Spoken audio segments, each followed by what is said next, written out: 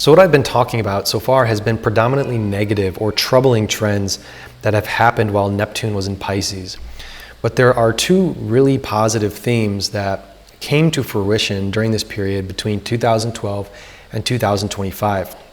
Now, the first of these themes is the massive growth in the free flow of knowledge. And I believe that podcasting became the kind of epitome of this, becoming the dominant way of obtaining information and communication. And you could say also that the realm of YouTube exploding, of being able for an individual person to just speak on the internet and allow that free flow and allow people to access information in a much more decentralized way. So the rise of the internet happened while Neptune was in Aquarius from 1998 to 2011.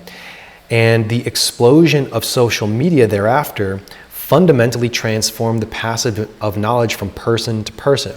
So social media didn't begin with Neptune in Pisces in around 2011. It was kind of getting on its feet during that time. But it totally revolutionized everything after Neptune went into Pisces. From 2011 on, that's when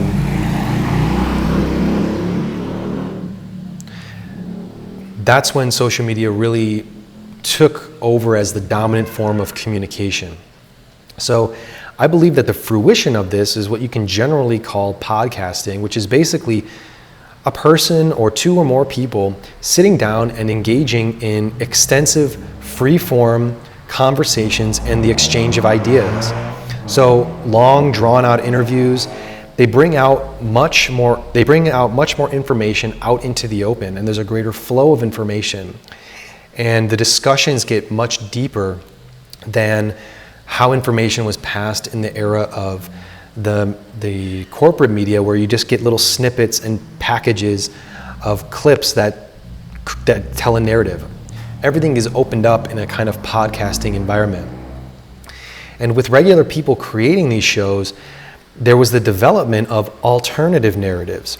And there have been many waves of these kinds of alternative, you could say, bigger narratives that are created.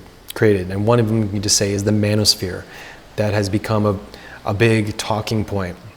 And also you could say the rise of Substack as a platform that doesn't censor its users for not fitting into neat, authorized, prepackaged narratives. You can just say and let your information flow out, and we're not going to tell you that's right or wrong. Just it's ambiguous until someone wants to make a judgment on it. We're just going to let the information flow.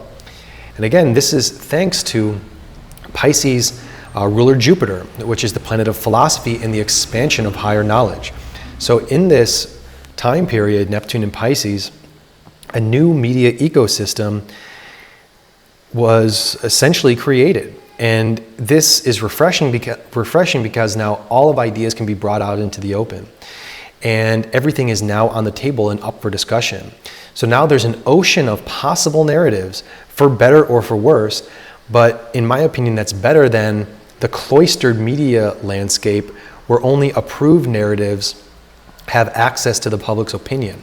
So on the one hand, you have major narratives being sold by the powerful institutions and the heavy emphasis on them, but there is the creation of many more narratives, for better or worse, whether they are, the subjective ideology, but at least now that there's a free flow of the ability to define things in a more freer and looser way according to what knowledge that you've obtained.